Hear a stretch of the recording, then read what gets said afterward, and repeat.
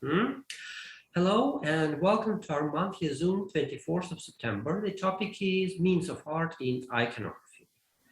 And now I start sharing the screen. Just a second. Stop this. Okay.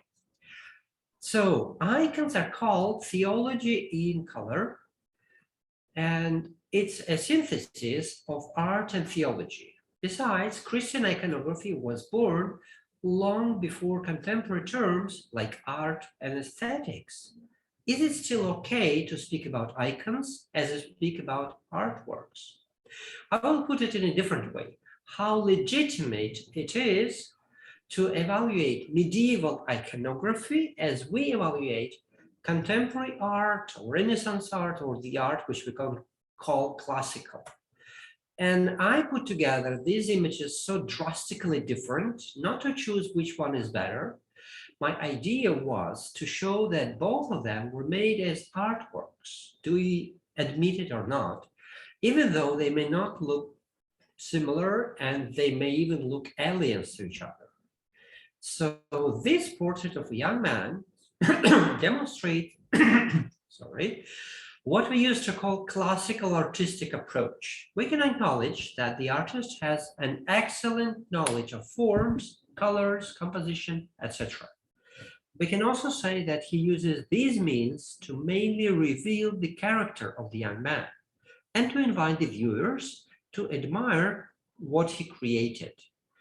It may sound childish, but it's like creating a flower, making it attractive for bees.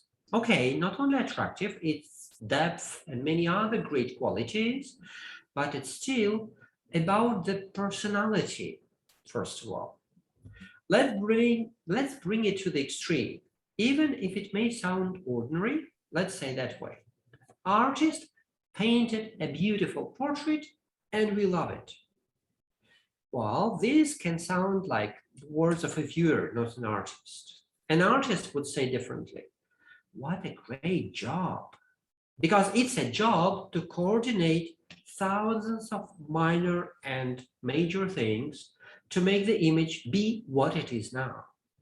Let's try to use Photoshop and imagine that the garment is slightly different or slightly less colored, like here, like on the image on the right. I have removed teeny tiny bit of coloring on this image, and we have a completely different impression. Something is missing because the whole tension, the whole power of the image is corrupted. There are hundreds of other decisions he made, but he made them right together. And at the end, we have this image as something completed, accomplished as a unique piece. It's a space shuttle. It's not a coincidence that all these different qualities are settled together. It's a harmonious cooperation of artistic means, which this artist had carefully adjusted to each other to have his job done. Now, let's turn to the image of Christ. If we try to analyze this image like we analyze the portrait, we will fail. This artist didn't have such a sophisticated knowledge of anatomy as a portrait master. Sorry. His colors are not so extremely researched, and he was not trying to show us such a special beauty as the portrait master did. Why should we call it art? He didn't try to make a work of art. The answer is simple. We need to evaluate every image in accordance with the needs or desires or plans or goals of the artist, not ours, not with what we used to like. And then we can say whether it's artwork or not. Yes, he didn't plan it to be a work of art, but we now can say it is or not according to what we consider were his decisions. It's not easy in our case because, sorry, we need to get into the shoes of a person who lived in a reality way different from ours. But Can we say anything? We don't know the circumstances of this person, his life and his desires. It's not easy to believe, but there are certain ways we can safely speak about this icon without falling into a heresy. This artist did belong to the same culture, to the same visual culture we do. We can say this person lived presumably in the 17th century, and his icon looks like other icons of his time in certain aspects. There are lots of other conclusions we can make because we know his professional context, his contemporaries, and his successors. What we see on this icon is not a single unique image received from heaven like 10 Commandments. It's a product of time, school, personality of the artist, and many other conditions. And as we know how similar tasks were solved by his colleagues of his time, we can judge what individual choices did he or she make in this image. And here comes the most interesting part. Every artist and every epoch had a different answer to the question, how free is an artist working for a Christian church? We're not talking about history. I just want to talk to you or ask everybody, how can a church artist, according to your opinion, make a decision if it's okay at this moment to stop painting something because it's good enough? How you consider it's good enough? What are the, I don't know, guidelines for you to say like, okay, now I can stop because I have achieved what I wanted. So do you have any particular specific thoughts on that, principles, how you do it, how you manage when you have to stop and say, that's enough, good enough, I leave it, I give it to the client, I keep it, I give it to the present, but that's enough. Any thoughts?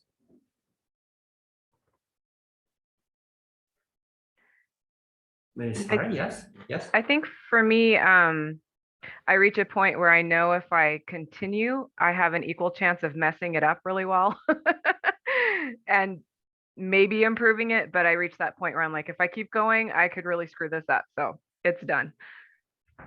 Yes, it's a very good point. Yes, exactly. Okay. So you feel you achieved a certain mountain peak and you feel you can't do any better. All right. Any other thoughts? Deborah, yes? You know, I did interior design for quite a while, and I have my own taste, but if I have a person who I'm designing for, I have to work with their taste. And so in a church, there's so many different flavors. So to me, it's a balance, isn't it, between my creativity and what comes out in the work of the icon. But I've only done icons for my journey. I haven't done it for churches necessarily, although it's been my journey. But they have to understand this is what I can do, but I'm trying to do it to fit into the space that there is. So it's a balance, but it's not about me. It's about what they need, what their congregation, their flavor is, I think. Okay, so now it's about achieving a certain balance, like arriving to a best proportion of anything, including the relationship with the future space. Yes, is that right? Okay, thank you, Deborah. John, were you willing to say something? Oh, no, John was first, I think. Yes. Are you talking to me? Yes, Oh, I think sorry. I do. Okay. Yeah, no, Oops, sorry. Okay. I think that you have hit on a key question. At least it is a key question for me. How do you decide when an icon is finished? My response is, I never finish them. So I am always dissatisfied. However, I hope and pray, and that's a key word, that I can get to a point where I accept there are parts, segments, or sections of icons that I think, oh, that works. Oh, that needs more work. There are areas. And so for me, it is an eternal question. When is it finished? Never. When am I willing to let it go? To say, okay, Lord, help me to know when this is finished. And so it's a process of believing or trusting that I have done what I can do. I'm really letting it go. But that's one of my biggest challenges. When is it finished? Maybe others have a better answer that I don't have an answer. I just have more questions. Okay, well, it's good to have that. It's good to have that. Well, Kelly, I guess there was first Allah, and then Kelly, it's you. Is it okay? Okay. Thank you. So first of all, I would like to say that every icon that I have painted, it was a journey. And when we start the journey, we think about all situations that we might meet in the journey. So we pack a huge luggage with all tools, with everything that we might need. And to compare this with the process of drawing sketches, you put a lot of different things. And during this, you just refuse of, okay, I have a lot of ideas. This is idea great. This is idea great. This is idea great. But during the process, you start to understand better. And at the end of the journey, actually, you need a couple things that necessary in this journey. So you come, for me, the process come closer to simplicity. I see the balance. When I add something, I ruin everything. So I probably remove it and make it more simple. And also, when you go to the journey, for example, we have mountains here and we like hiking, you see the point. You see where you're going, and you keep this point in your mind during the journey. And what point is for me, I'm totally agree that it is you pray, I pray, and also I think about people who are going to pray in front of it. So I think about not to be destructive from the main idea, from the message. I don't want it to be destruction. This is my point that I have here. Yes, and then I see now it is done. I don't want it to add anything because it will be destructive. So at the beginning, I just feel pretty free to do whatever I want, some crazy stuff and everything. And step by step, I just, make limits. Okay, thank you for sharing. Yeah, but it's a very important point. Not to add anything what could be disturbing, what could be bothering. Okay, it's similar to what Sarah said about like reaching the highest point, but it probably is different because it's like about your capabilities, but about like you have arrived to that point and it doesn't need anything. Even if you could add more, you don't need to because it will spoil the whole thing. Good. Thank you, Allah. Thank you very much. Kelly, now it's your turn. Sorry. That's okay. Yes, I was actually I was wanted to comment on what like Joan said about her process and how she views it, and also what Allah. I had very similar feelings, but recently I went to an exhibit called the Sistine Chapel, Michelangelo, in Grand Rapids, Michigan, which is on the western side of the state of Michigan, and they brought these I mean, these were the actual size paintings. I mean, you're looking at 40 feet high up into the 16th chapel, which are very tiny little images, but they had them on silk. Huge display. Yeah, have you know what I'm talking about. All right, so I'm going to quote what he had said. They did a little video, like a little presentation describing this whole process. And the Pope says, "When will you be done?" to Michelangelo. Michelangelo says, "When I say it is going to be done." So that's kind of, and when I'm approaching something, it's like Ala was saying, she thinks about the viewer, how are they praying in front of it. And I also like to put intentions, like prayers, before I cover it up, before I sketch over it, paint over it, whatever. But anyways, I almost have this, I keep saying to myself, all right, is it done? Is it done? When I feel it's done, you have this feeling inside of you that says, all right, that's it. 2:00 in the morning, you're working and you say it's done. And then you look at it the next day and you go, wait a minute, maybe I have to go back and do a little bit more of this or that. But basically, to sum up, I just think part of it is what your intention is, what the viewers, what you want the viewer to see. And also, it's a feeling you have inside of you. I think it has to do with an emotional part of this, because you have indebted some time and effort to put on something that you want, you want the viewer to appreciate. And also, I think it's in conjunction with I think what was it Deborah, who's an interior designer, was saying, that she works with the client and things like that. So I think it's a whole combination. It's a lot of ingredients going into what you're making, what you're cooking, sort of that respect. So that's my Yes. take on this. So. Yes, totally true. Yes, totally agree. Any more thoughts for sharing, or we can move forward? Because yes, Shari and then Deborah. Is it okay? Yeah, thank you. Yes, Shari.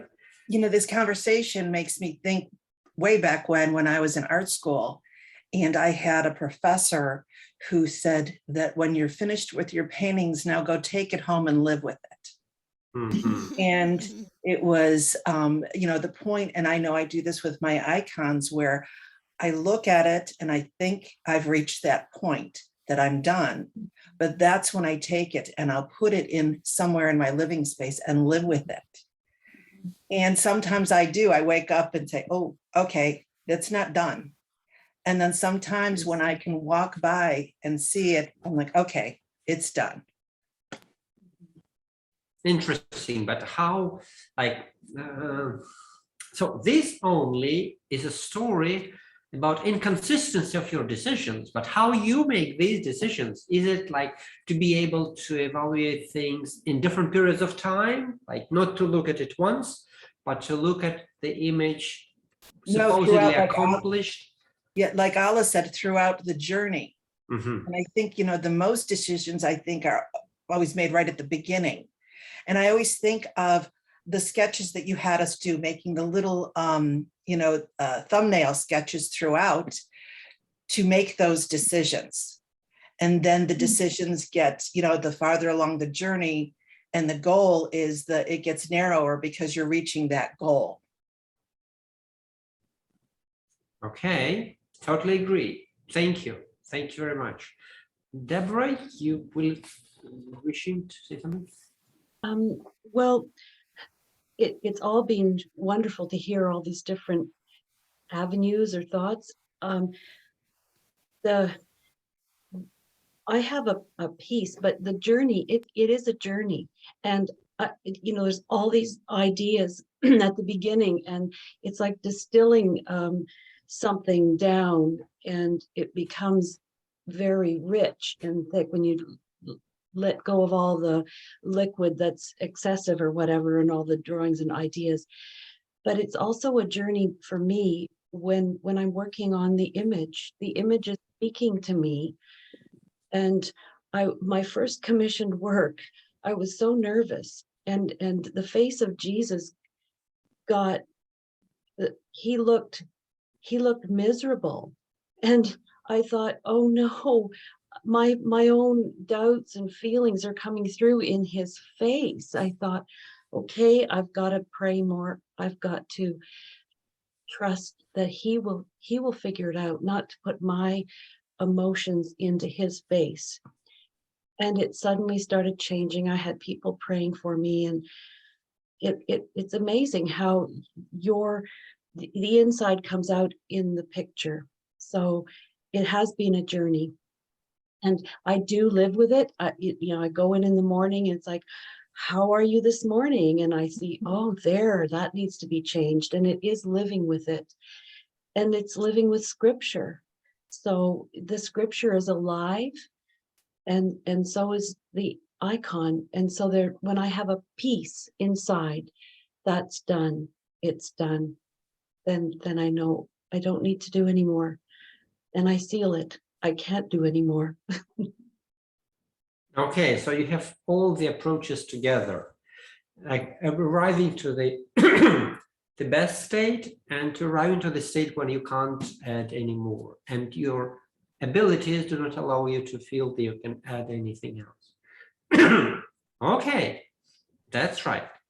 That's all great, because it's process of thinking, also not just thinking of how we are accomplishing this or that, how good is this part or that, as John just mentioned, like, okay, these parts need finishing, these parts are okay, but it's the whole feeling of the entire piece gathering up together or not. It's like mounting several little pieces like puzzles, and yet each of these puzzles deserves specific attention. So if you can imagine, like if somebody would tell you, okay, to paint this icon, you will have to make 5,375 choices, you would get mad, because you can't make these choices, you can't imagine that. But making them one after another and choosing, like, okay, I'm choosing this or not that, this and not this, it's a way of possibilities, and the way we can follow being in the peaceful mind, which Deborah has mentioned, but also with help of the prayer and our own inner state, because it's our own abilities which give us opportunities to accomplish something in a good way or in a worse way. So yes, one of the most important things is not to do anything when you're tired. Not 2 a.m., Kelly, no more work till 2 a.m., please, please, because you are at a wheel. You are at a wheel of art means, and you are coordinating them to be the instrument of, in this case, the Holy Spirit, with your hands, because your hands help to drive this car, which will bring other people to what they'd like to arrive. They would like to arrive to the vision of God, or a possibility to focus in prayer, or some traditional goals an icon would have. And yet we are speaking about the means of art, how we put them all together so they accomplish our mission.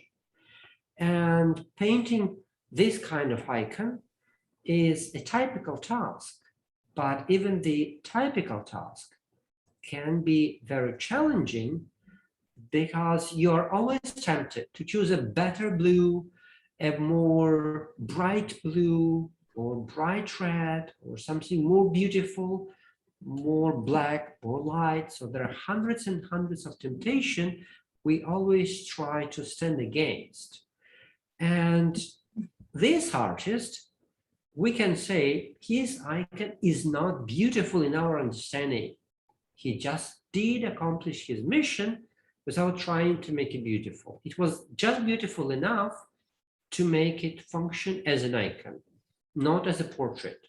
He didn't want to embellish it, not make it pleasing or horrifying, just to make it to become an instrument. That's what he did. And successfully or not, I would say yes. So it probably is not the most outstanding icon of all times, and yet we say he had accomplished his mission So it works. But how did the art help him to do that? He knew how to manage colors. He knew how the composition would function to give him possibility to make this image function the way he wanted. He knew how to make it function.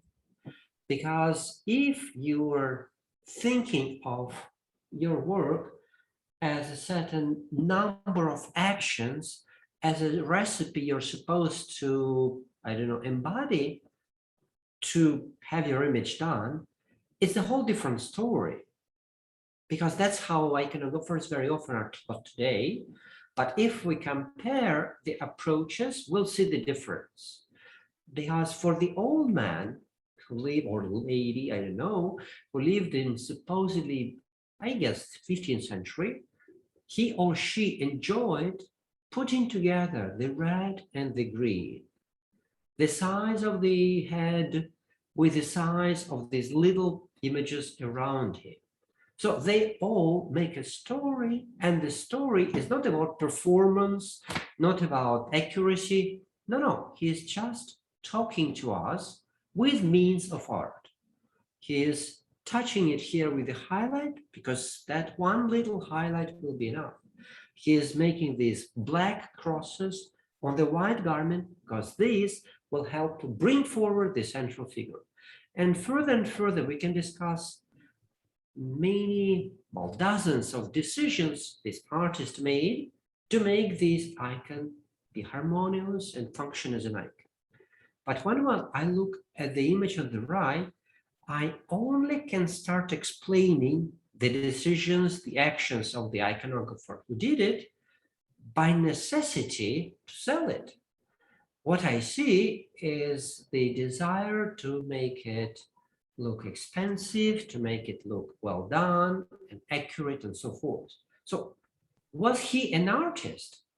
I doubt, because how this brown fits this green is not an enjoyable thing.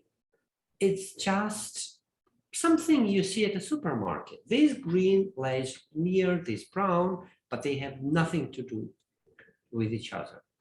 And other things as well. So Christ has to have a garment, he has some garment.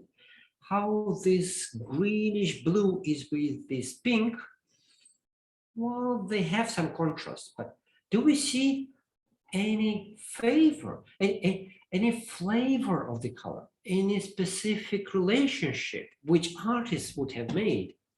No, because that artist didn't think about it. Even though this icon was painted on Mount Athos, and it's below, you can read about that. So, should an icon be artistic? I guess it probably should, because if an iconographer is not an artist, he is a craftsman producing sacred objects. And why is it not enough to simply follow the model and produce sacred object, just, I don't know, obeying the decisions predecessors did? Like, why don't you just copy? I think the answer is also difficult, because in our speech, not only words matter, but how we say them too.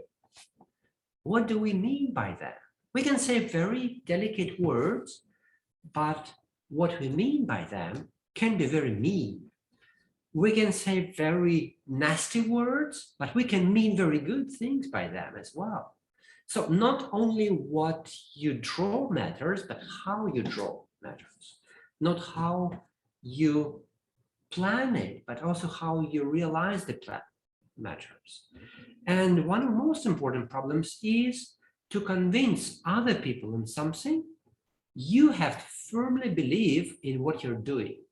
So if I ask the iconographer who painted this St. Nicholas, I never met this person, but I guess if I ask this person, I would say, do you think this is the best way to represent St. Nicholas for a church? Yes, is it the best way? And I guess he or she would answer me, you know what, I'm just doing my job and I'm performing traditional approach. It's Byzantine model and it has lots of attributes and specific, I don't know, details which make it this icon become canonical. But all these answers are not answering me. Like, do you think it's the best? Oh, I tried to make it well. Okay, do you think it's the best? That's the question. Because if you trust you did the best, people will believe you and will trust what you do. So now the question which Sarah has posed about the best line, how you think your line is the best? Your research. After you have done this drawing 5 times, 500 times, you know that making this finger a little bigger sometimes is great, you make it more expressive. But sometimes it's better to make the finger or thumb smaller because it's better. So these are things you gain with experience. And these are things when you know how things work, you start knowing what's the best. How to choose the best speed driving around something. Step by step, you learn how not to speed up or not to go too slowly because it just becomes natural habit. In this case, also, if you learn, if you're making effort to put together certain things, not in a mechanical way, not in a rational way, but in a poetic, artistic way, you step by step learn doing that. And I think it's just practice and practice of learning from others, noticing how your colleagues have done that, trying to analyze, I don't know, 5 blessing hands or 15 blessing hands, and trying to understand, like, what did they want to say by saying that? And if you learn to mean the same thing they meant, doing about the same job, that probably will be your ability. You will most likely have a guaranteed ability to make the best line, because that will be something you do. For one artist, this line will be like that. For the different artist, it will be totally different line. But yet, it's a decision you make, and I trust you. Even though the icon on the right, quite traditional, and I would say much more formal than this icon from some village, I would say both of them are still artists who meant what they did. They just had different languages, but both of them were sincere enough. And if you feel like the language you're choosing, either one, is the best language you're choosing for your particular task, go for it.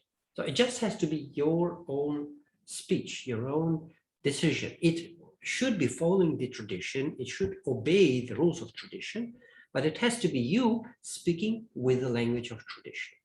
That probably is the most important thing. And therefore, means of art are tools for theology.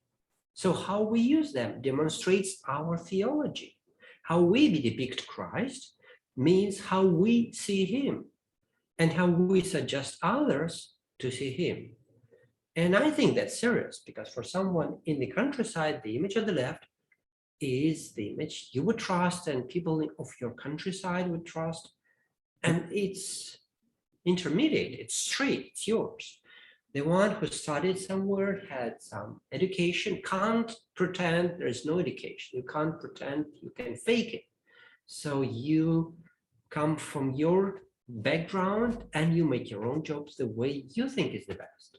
So the best line is unique for everybody, and you can't say it's the only recipe. Everybody would have own recipe to make the best line. That's it. Thank you. Thank you for your attention. I don't know, more thoughts, proposals, objections?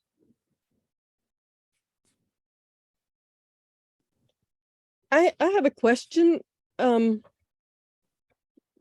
There's I'm working on a Kikotissa of Mary, and in this one, the model, the prototype, has a very slanted step on her throne is on a dais or whatever, and there's a step, but it's very off kilter. And so I don't know, do you follow that, or do you flatten it out? I don't know if there was a intention about it. Do you know? So it's something that people would look at and say that this is a little bit off. So you're speaking about Kikotisa on the throne, yes? Yeah. Yes. Am I right? It's a whole image, you know, she's sitting with the infant Jesus on a throne. Well, first of all, anytime I have a commission for an image I never did before, I try to gather as many possible models as possible, so that I try to get an evidence of what's necessary and what's not. Because while listening to you, I have just Googled a cyanide icon with Kikotisa, and who has quite straight throne, which has not slanted areas. Well, I think I may try to. Oh, that's the one. That's it, actually.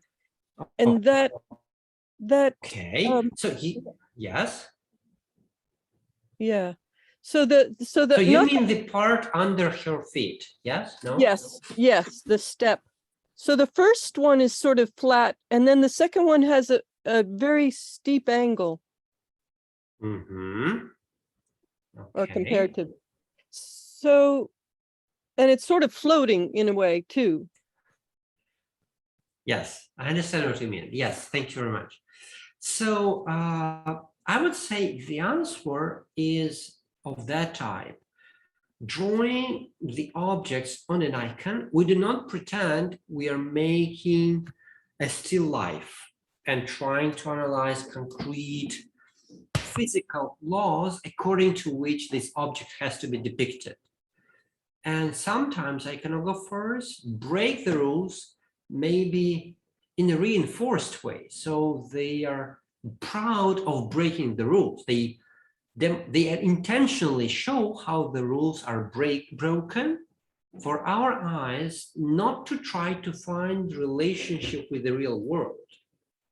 So that's how it happens. He didn't want us to analyze this, how well we knew the construction of this object. So he distorted it.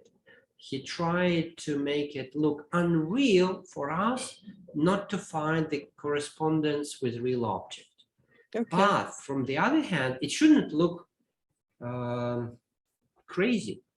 It may look weird, but not crazy. Am I understand? Can you understand what I'm trying to say? Yeah, it's true. But like, so as I work on it and I'm drawing and all, and my daughter will come into the room and she'll say, that's wrong, you know?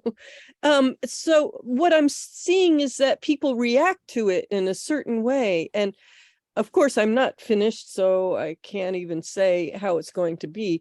And we're doing this actually in a group, and they've already finished. So a lot of people have finished it, and most of the people have made it more parallel and less looking cantilever or catawampus. And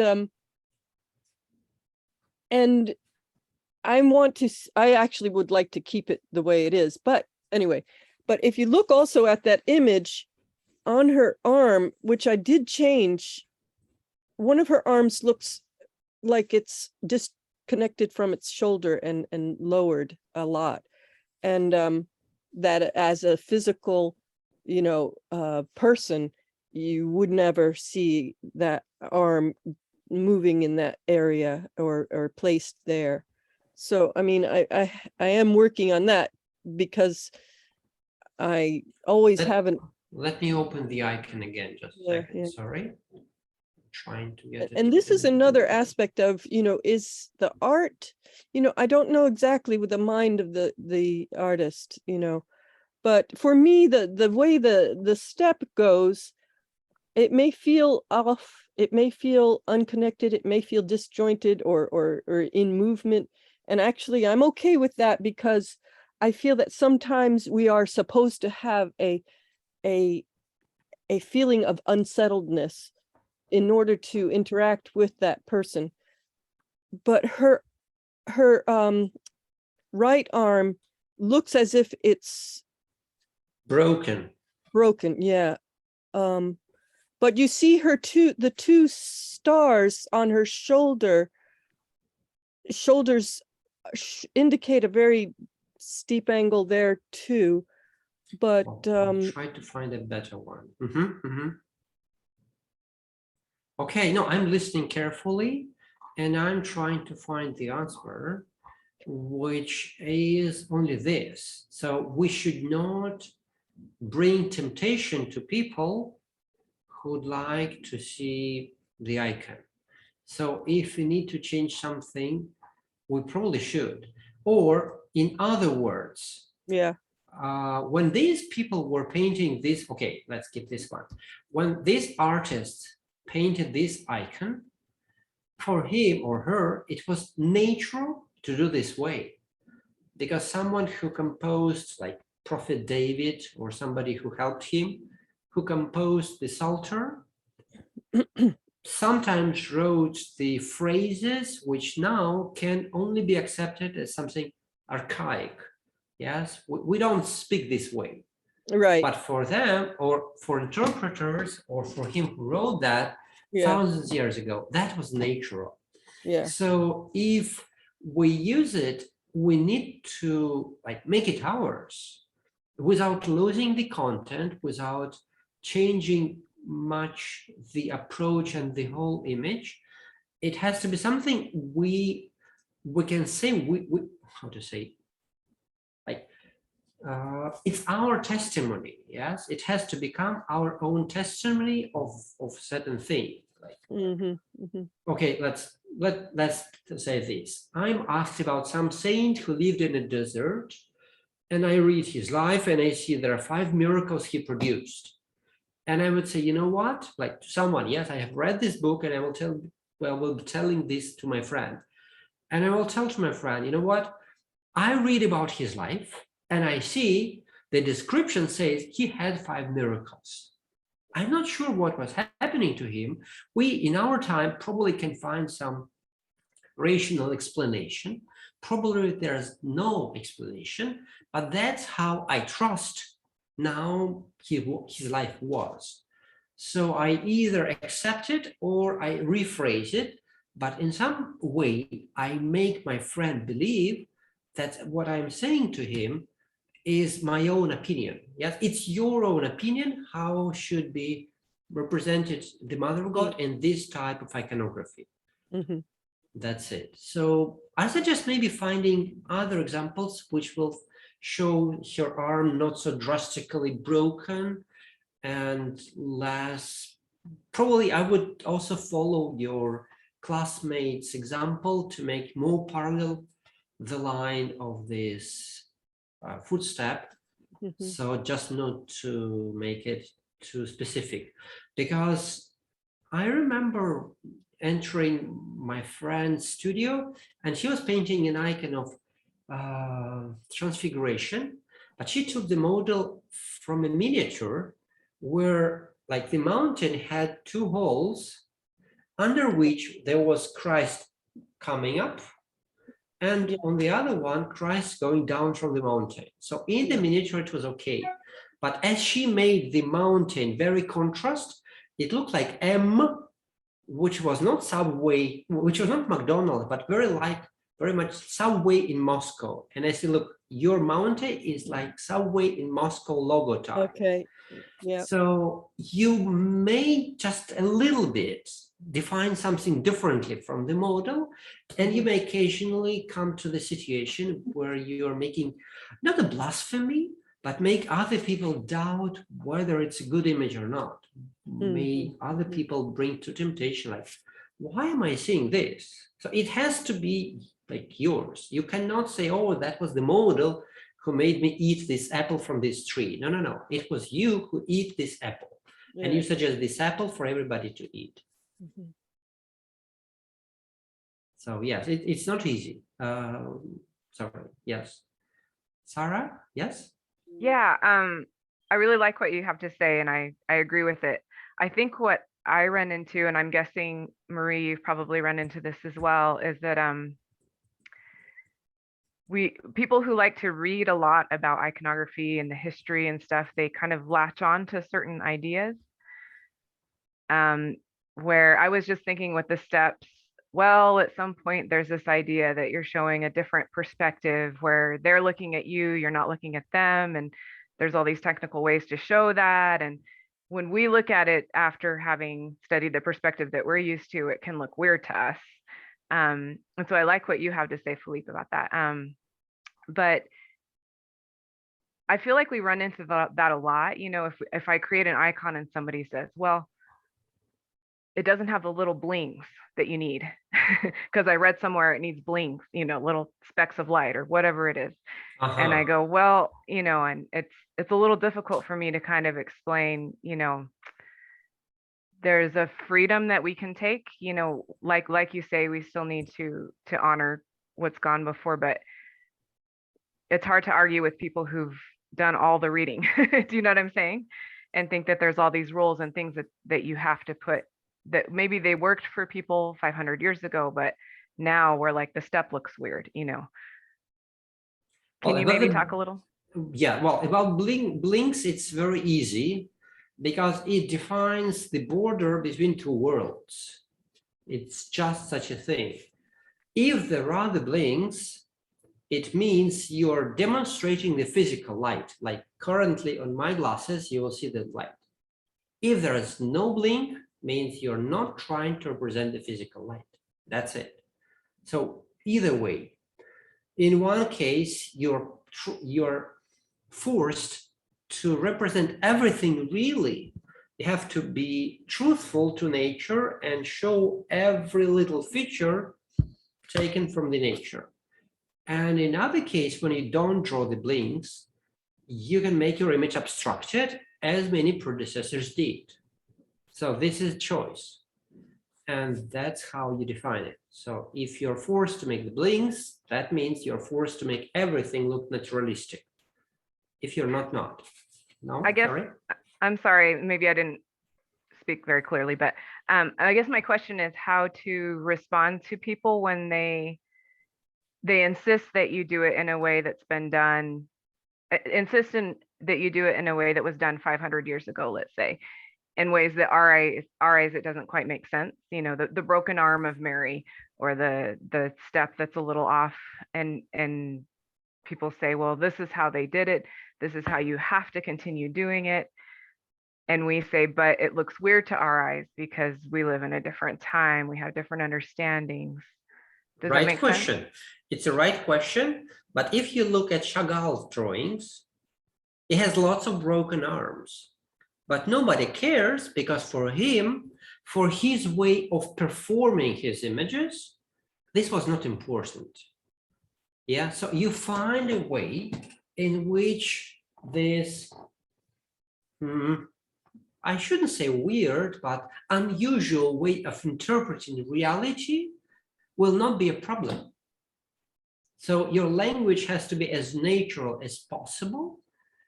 And more important has to be what you're trying to say, rather than proving that you are good and drawing every single little joint or everything else.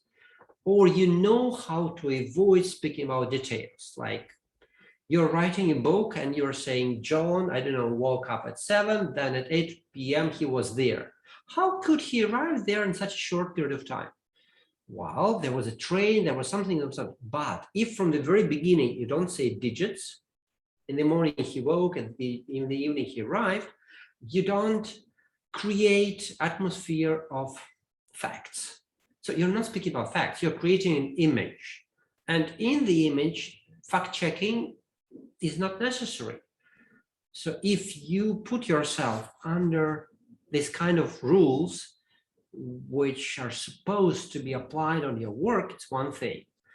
If you say, okay, I don't care about rules, I know they are, but the way I'm performing my drawing or my painting should not let you bother about rules, should worry about rules, because I want to tell you something important, and the rules are secondary. like for Chagall, it was more important to draw his, I don't know, floating figures, and nobody cares how inaccurate or unbelievably incorrect their anatomy is. Now we'll look at some images of, well, yeah, that should be enough. Yes.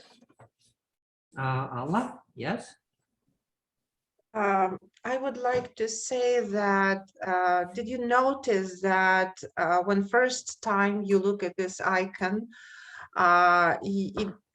nothing disturbed you, nothing was destructive, and the only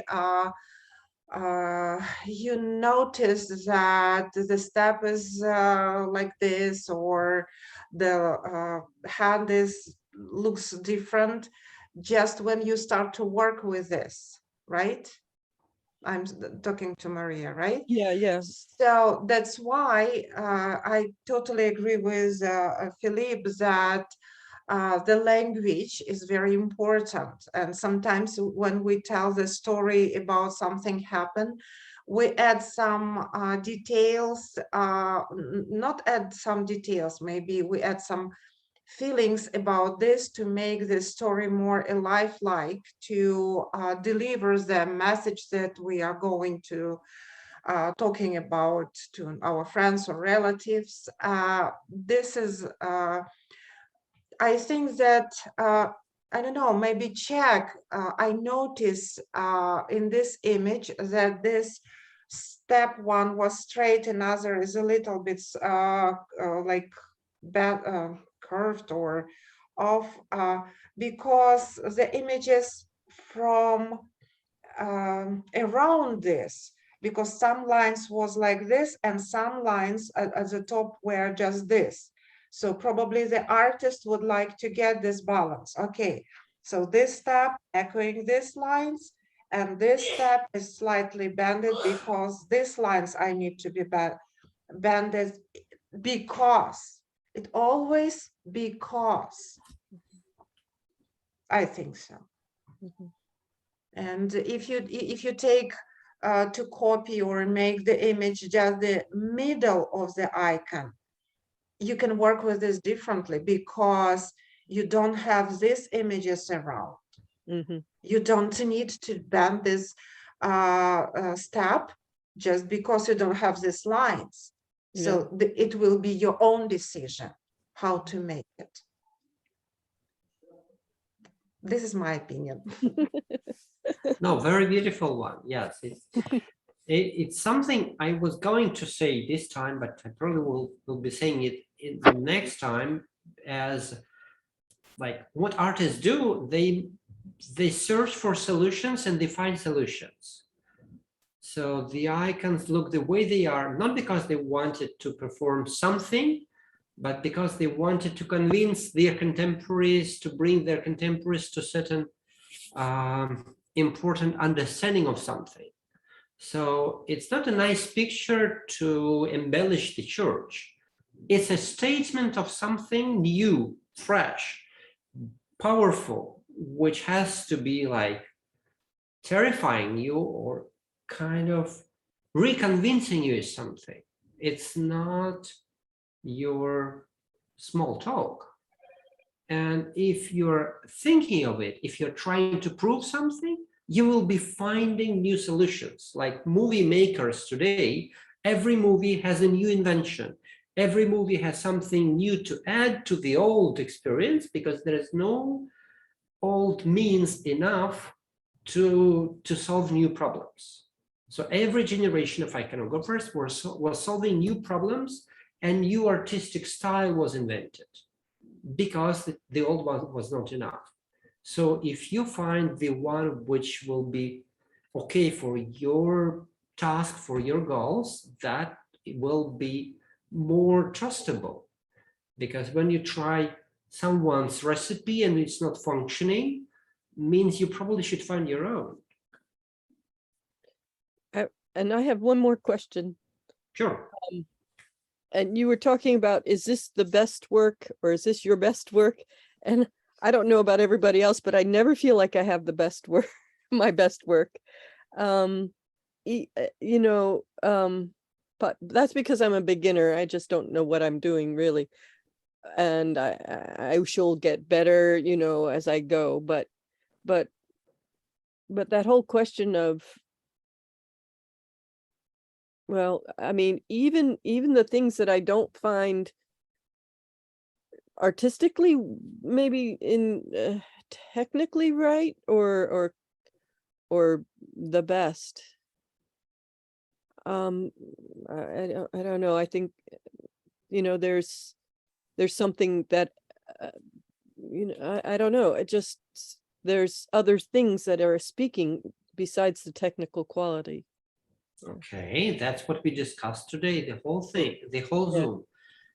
Yeah. Okay, Yeah. and I know. It's just the whole question of, you know, you want to do your best work, you know, so you want it to be technically, artistically, you know, good also. I don't know. It's just, I mean, I think there's sometimes a balance or a trade or something going on. So I would say there is always a finding a best solution, better than which you cannot find right away. Like today you arrived, you have written a chapter of your future book, okay? Or you have written an essay and you know what you want to write it about, you know the approximate plan you are going to have, and you more or less know the thought you'd like to deliver. So in the execution process, you follow the rules you used to follow, you have your school, you have your experience, but at the end what you achieve is something which is measured by, have you succeeded delivering what you wanted or not? Because you may have written 1,000 words or 15 words, have you delivered what you wanted or did you not? And very often it happens that being overloaded by our experience, school, tradition, many things, we perform the form, but the form doesn't deliver what we wanted to say. Because very often happens that we love some special icon, but when we render it with our brush, we don't see what we loved in the model in our icon. Because we were too much worrying about performing what we know we are supposed to perform, making everything right and, I don't know, spiritual and beautiful, but we missed the point. We missed what we had to deliver. So yes, this does happen all the time. And the question is how to avoid this. And the answer is to try to be always in control, not only how straight is your line, but whether the whole chapter you are writing corresponds with the idea you're having about it or not. Because when you sit at your easel or you stand at your easel, you think, okay, now I'm going to do this. But every second of your brush touching the surface, you have to be in control whether you're driving in a right direction or you have a tendency to go into heresy of making it more beautiful, more nice, or opposite, yes, more raw or more something else. So there are thousands of temptations every second. So you're right, it's a right problem, but we all encounter it and we try to struggle with it. Alma, yes? And you're muted. May I mention about not perfect things? We have a gospel in St. Mary University in Calgary that was made by artists, and a woman in library put on special gloves to turn pages. And this is masterpiece. I like it, not only calligraphy, but also these big letters and images. And when they make this introduction, they also show the page, some pages that it was some mistakes, and these mistakes were corrected by the artist. And you know, this is my favorite pages because they are not perfect, but okay, I just try to express the way how these mistakes were corrected. So this is special paper, so a whale, I don't know, this is, yeah, something very expensive. They cannot just, okay, the page is not well done, Erase. so we just erase it. So they cross the line, and after this, they make a small image like wavy branch, and monkey, this is climbing on this branch. Another way, they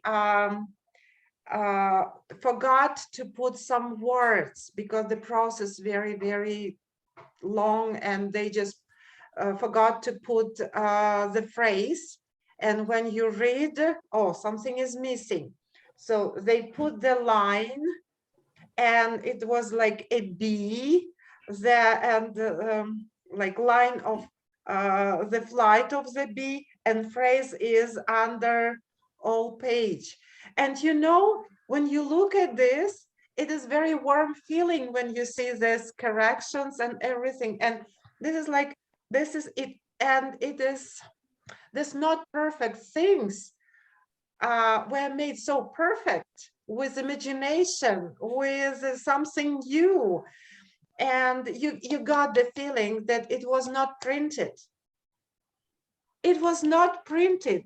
Real people who sometimes are tired, and they notice this mistake, and they have feeling, oh, what should I do? I need to create something beautiful. Yes, not this one. Something beautiful to help people to get this phrase, or if I cancel it, I can play with this cancellation some way, like creative way. It's wonderful. And this is like input of human being, like breathing, heartbeats, and yeah, I'm tired, and life. This is alive. I'm done. It's not about perfection. No, it's not about perfection. It's just really about trying to deliver something. And we have a right to make mistakes. I'm not sure somebody told us that, but we can admit to have mistakes, and that's normal. And it's, I think I've already said that, but the people who study the artworks and using the X-ray can easily distinguish the real ones from fake ones, because on the fake ones, the design, the drawing perfectly corresponds with the final result. In the real original paintings or drawings of some real artist, there will be always changes, because in drawing he had this idea or she had this idea, but developing the image, moving forward, there was another idea, or like, oh, that was too small. So there were changes, constant changes in the process, and it's just normal. I don't know. So don't punish yourself for making mistakes. I think it's just more important what you're trying to say, not how much beautiful words you're using, how many good words you try to incorporate into your phrases. Probably that is the recipe. I don't know. Because we used to see most, how to say, academical images in museums, but there are lots of secondary museums where you see popular work, where people don't care about mistakes, where they have 6 fingers on the hands and both feet in the same direction, and like many images, even in church, were created by real people making mistakes, and nobody was killing them for that, because they were not worrying too much about the form. They were worried about the content, about what these people wanted to deliver. And that's it. I've been, last December, I was a head of icon painting school in St. Petersburg Seminary. And I remember the director was like criticizing our student that part of the garment of Saint Xenia of St. Petersburg was of a different color and the buttons belonged to a different type of garment, because historically it was not right. And I was not trying to say like, okay, Father Rector, you and maybe 3 more people in whole St. Petersburg would recognize the buttons are different, but the whole thing, do you see it or not? And I guess he would say no, because he doesn't see anything but buttons. So it depends on what you try to see and what you wish people to see. That's more important than the buttons. But okay, you can be criticized a lot by those who know the buttons. They should be white, they should be black, they should be like double or triple, so forth. That's it. So just go for it and make it yours. Make sure it's the best of yours, the best you can do, as Sarah said, but that has to be your own thing. You can say, okay, that's how I'm now able to draw, to paint, to represent the image of, I don't know, Mary Kikotisa. And I think that this one is decent to be prayed with, because I made it for prayer. I made everything not to show you how good I am in drawing, but I made everything to make it function as a prayer tool. I'm not sure it helps.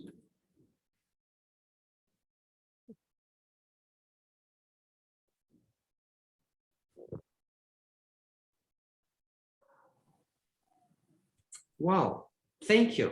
Thank you very much for joining. If you have any other, I don't know, questions or comments, I'm happy to discuss. Otherwise, we meet 22nd of October. Yes? October 22. Deborah, yes? Philip, I love what you're saying about make it yours and do your best, the best you can do, according to what you're trying to say.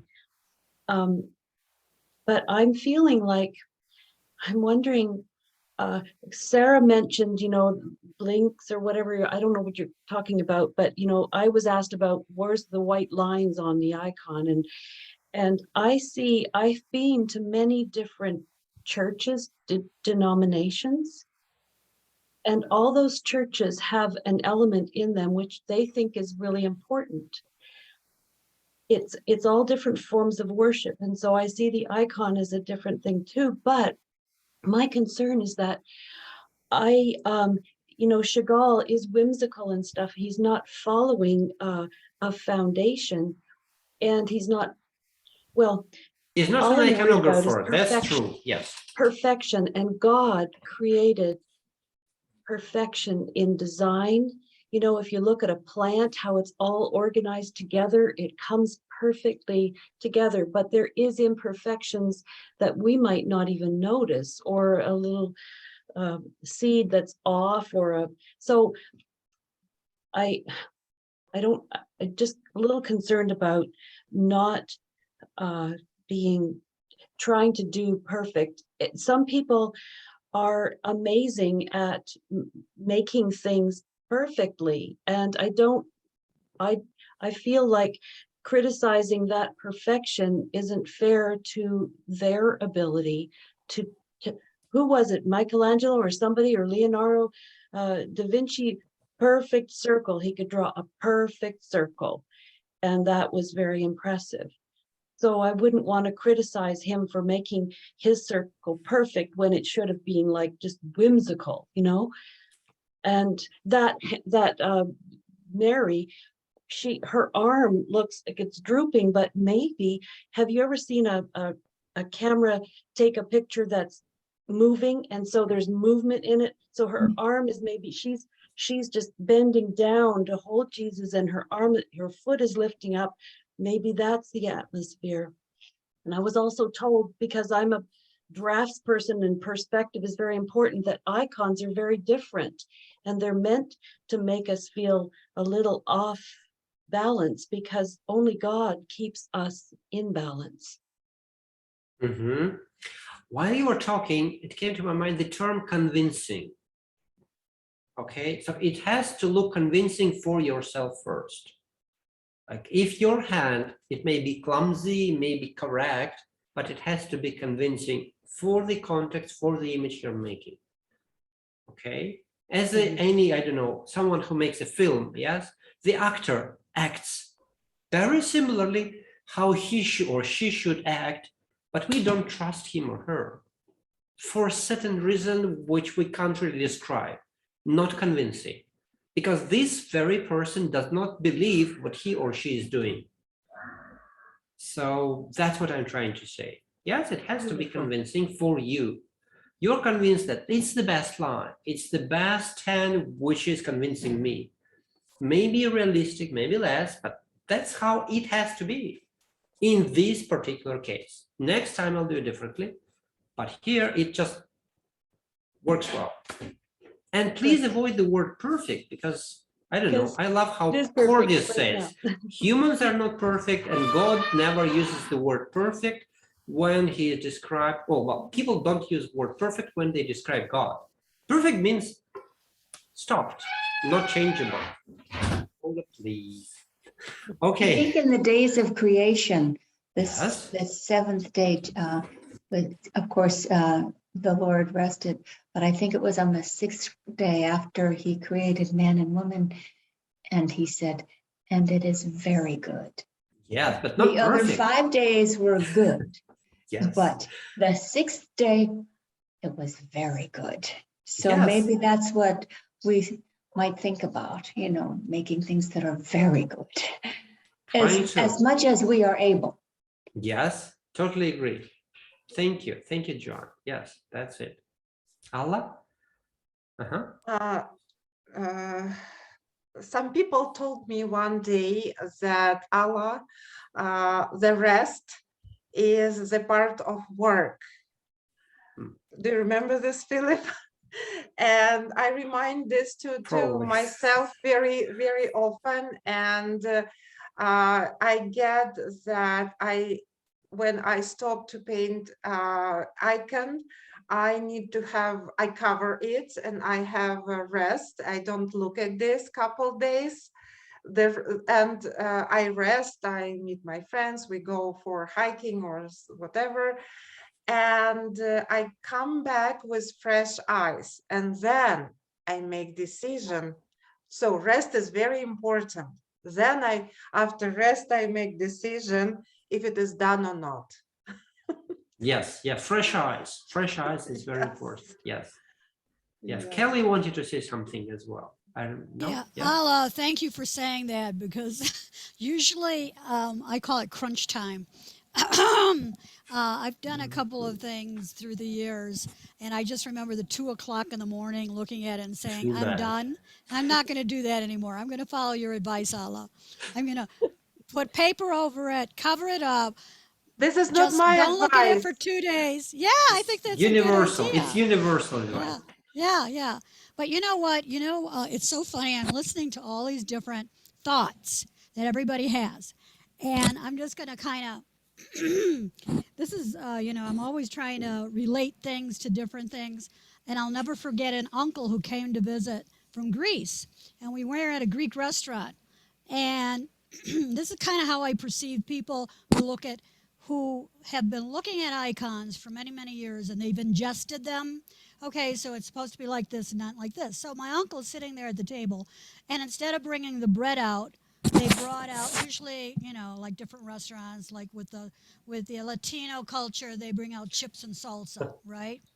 People are familiar with that, or they bring out an appetizer, no charge. It's just complimentary. So in the Greek culture, they always bring out bread. It's always like it's a That's how it should sourdough be. bread. Yeah, and sometimes feta cheese. Okay, so at this particular restaurant, they didn't bring out the bread first. They brought out something else, and he's sitting there going, "This is wrong." He says, "This is wrong." He says, "You're supposed to have the bread first, then you're supposed to have the feta and the olives next." Yada yada yada. He goes going on and on. I go, Theo in Greek means uncle. I said, this is just the way this restaurant does things. So the way everybody was the different thoughts I was listening to, and I'm thinking about this little restaurant scene and how so many of us have ingested the way icons are done. The garments are supposed to be a certain color, the lines are supposed to be a certain color, and really, when people look at icons, and if something isn't just quite the way it should be, they question it. So I really think I like the comment about make it your own. That's excellent, and and I just love that. So thank you very much, and that's my little input on and how I approach the make it your own kind of thing. Every restaurant has their little mark, little personality stroke. So that's kind of the way I see icons, producing them. Thank you. Thank you very much, Kelly. You're welcome. You're welcome. Thank you.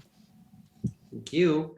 Well, I wish you all a good journey into iconography, and we see each other in a month. Yes. Okay. October 22. Bye. Bye-bye. Thank you. Thank you. Thank you. Thanks, everybody. Thank you very much. Thank Great you class. so much. Thank you. Thank you, Have a great everybody. month.